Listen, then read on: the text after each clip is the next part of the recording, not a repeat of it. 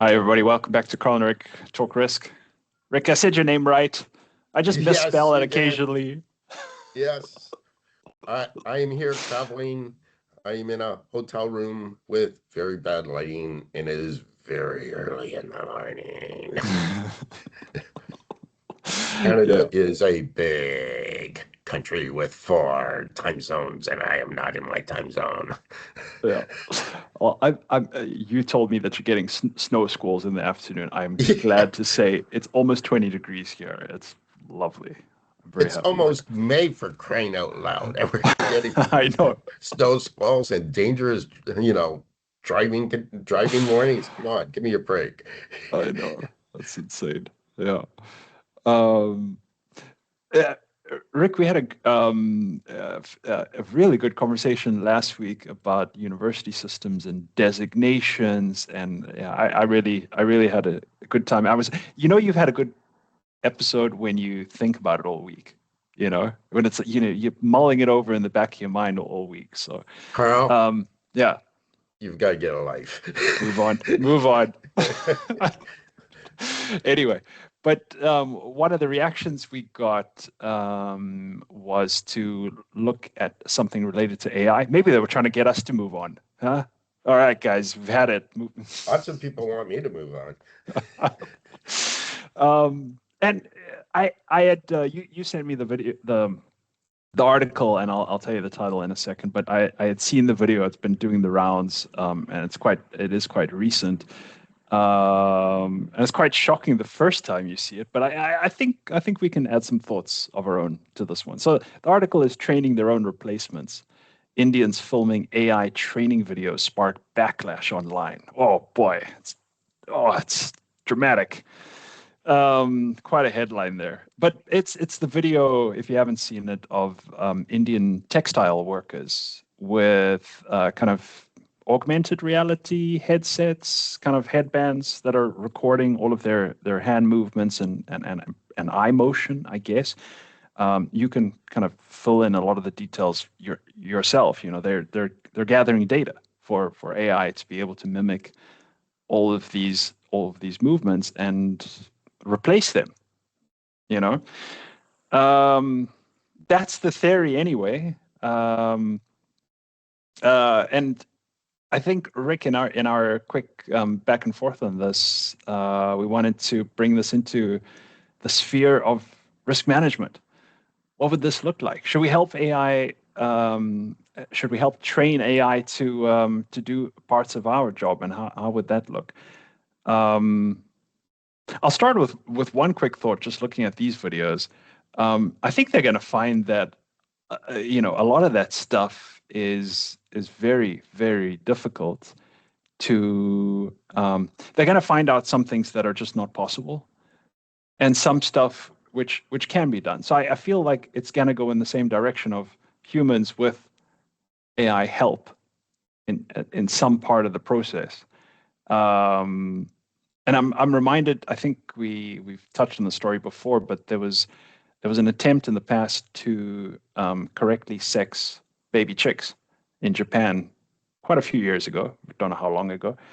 And they were trying to understand how the chick sexers, I don't know what they're called, do it, because it's very difficult. The chicks are so small, and you need to get it right because then you segregate the chicks properly, and your production is higher, and blah blah blah.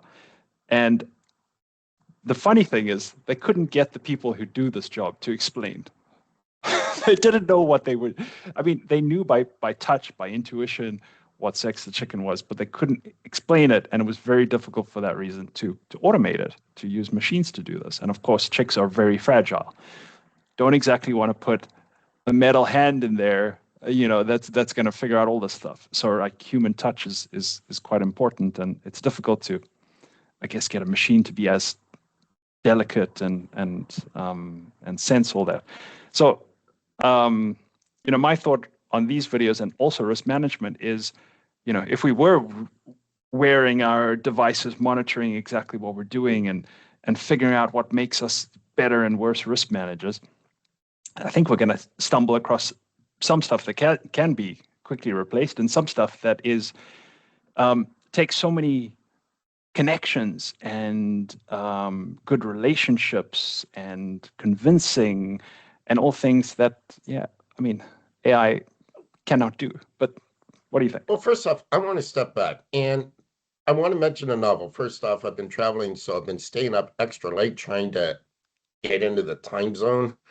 And so I was watching TV the other night and uh, flipping channels in the hotel. I came across The Simpsons and I watched it for, I'll admit, only 4 minutes. I used to love The Simpsons as an adult.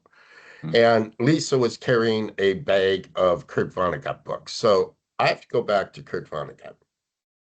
I, I, and I think I've mentioned this before in the podcast, and I've certainly mentioned it in my writings. I strongly encourage everyone who's into this whole training AI and AI taking our jobs, etc., to read Kurt Vonnegut's first novel, Player Piano. It's written in the late 50s, I believe 1956. It was his first novel. Um, and he had it nailed. It was basically an industrial society where the workers basically wore the little notes, not the VR or cameras that we're talking about for this latest video, but they wore all the little things like you see them develop the video games for. They have the athletes running and the various joints are all pinpointed and captured on camera and then put into a digitization. And he was way, way, way ahead of his time.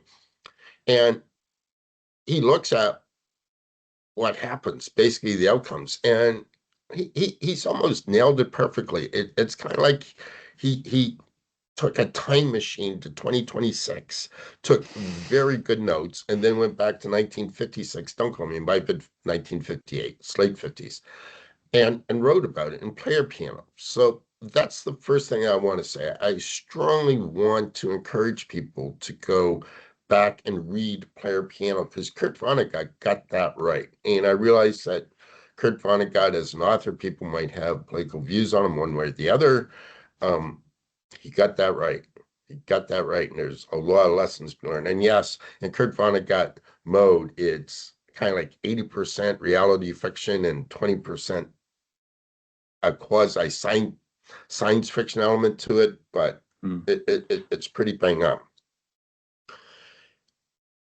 Here's the thing that I think that is really valuable about using AI or training AI to take a risk manager's job. And I'm being very serious about this, and you kind of hinted at it.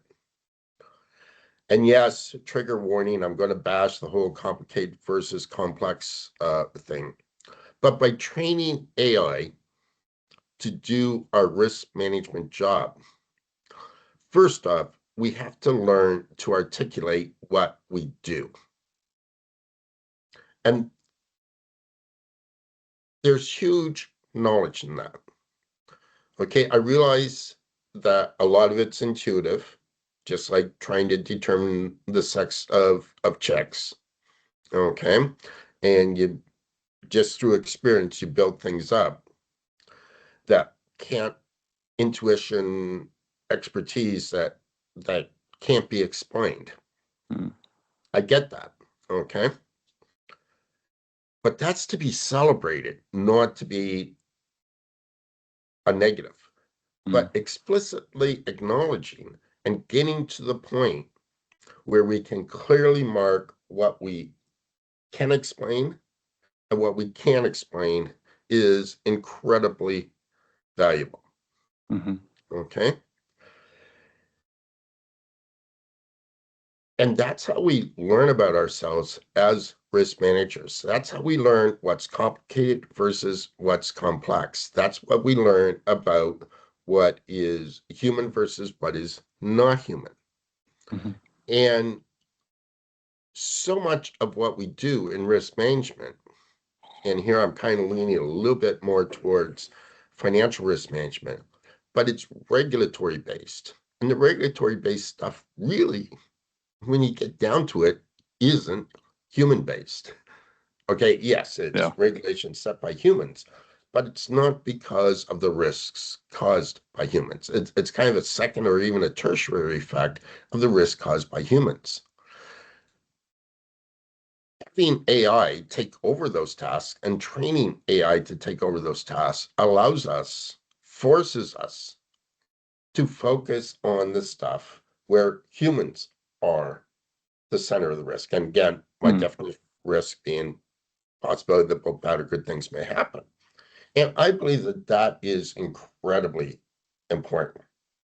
And mm, that's why I believe that every risk manager should be training AI to do their job.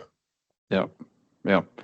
Um, I want to extend on your point because as you were talking, I remembered a headline I saw this week about a Chinese-built robot runner that now exceeds a human's pace, can run I think a half marathon or a marathon faster than a human, which is incredible. But nobody's going to watch robots running marathons anytime soon. Actually, I'm not sure anybody watches people running marathons Hey, come unless you on, we know all one. watched that video, okay? We all watched Yeah. parts of that video. Yeah, no, that's true. No, it's fascinating now, right? It's having its honeymoon phase for sure. But but and this maps to risk management too. I wonder how many runners are out there thinking, huh, what's this robot doing?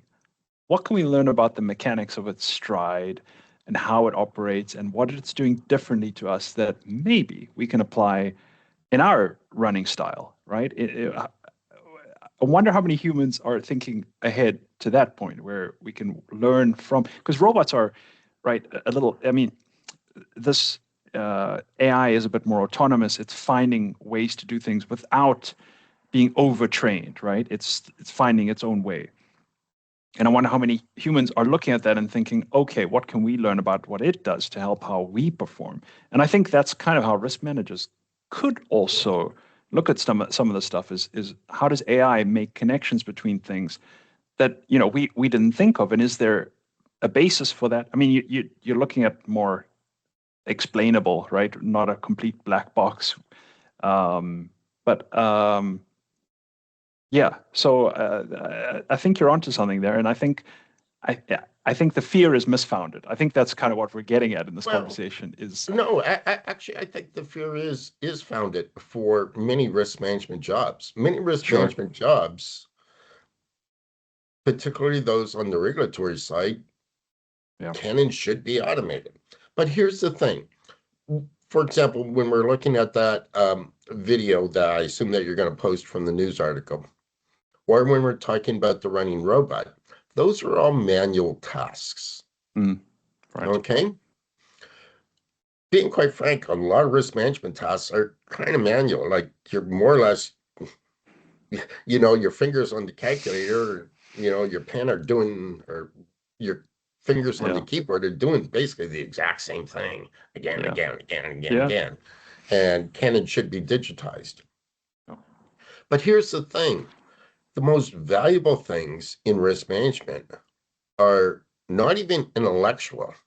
So we could break down robots and digitization and AI into manual versus intellectual tasks. I would argue that they're not even intellectual. But the most valuable tasks, in my opinion, in risk management are the creative tasks, the what ifs. And by mm, definition, AI cannot do that. By mm, definition, a robot cannot do that. Um, but how much of our time in AI do we spend? Sorry, how much of our time in risk management do we spend being creative versus being intellectual, applying this formula or calculating this risk yeah, regulation metric? yeah, yeah, exactly. Yeah, no, that's a good point. Um, yeah, and hopefully, yeah, it lets us focus on that, on not just that, but also the strength of relationships, Yeah. because that gets missed in a lot of this, and but ultimately, we all know Oh, in the oh, workforce. yeah. Yeah, The human yeah, part of it is huge, but there's one more thing, and there's one real problem in all of this. So I'm basically mm, saying, let's throw away all the grunt work in risk management. mm, But let's go back to your check. sex identification. Okay. The only way that I believe that we can successfully do the creative part is if we spend time in the guild doing the grunt work. Yeah. And this is, of course, what we know the irony of automation, which again we've talked about several times before. And you know, shameless plug for about 18 months from now, major theme in my upcoming book. But how do we learn as risk managers? How do we build that intuition to identify that this chick is female versus male? Yeah. How do we learn to identify when the AI is going sideways or the AI is in a situation which will give you an answer, Yeah. but it's not trained to appropriately give an answer? Those are the dangers. Yeah. So Yeah. I see AI overall as being hugely positive for risk management. A lot of risk management could and should be digitized and outsourced to AI. But we get real challenge. How do we develop the next generation of risk managers? Yeah. Yeah. Basically, there are going to be points when humans need to step in, and if we aren't practiced at that, and we let that muscle atrophy, then we're not going to be able to step in and take over, right? We're going to be less Yeah. capable than the machine, and that's a real problem. I mean, you kind of, I've never asked around, but I wonder if risk managers that do trading in their personal life in their own portfolio have a better knack for risk management than traders risk managers who don't do that. Because you are getting exposed to, I mean, the forces that the market forces that you're exposed to in your day job. And it's, yeah. So I don't know. It could be that. It could be that we need to synthesize some of this stuff, right, in case studies and more training that puts us through our paces and keeps us sharp. That is not rubric based. I've said it. Voldemort. On that note, Anyway, we should end. yeah, that we should. We should. Okay, Rick. Well, we answered a viewer question today, I so don't thank think we you. answered anything, but at least No, we we we didn't. we We we, tried. we We gave it a mentioned them. shot. Yeah, exactly. But if anybody else has one, send us a link. Give us a question. I think it's really fun to understand what you want us to talk about, and then watch things go off the rails. So, on that note, until next time, Rick. Cheers. Have fun.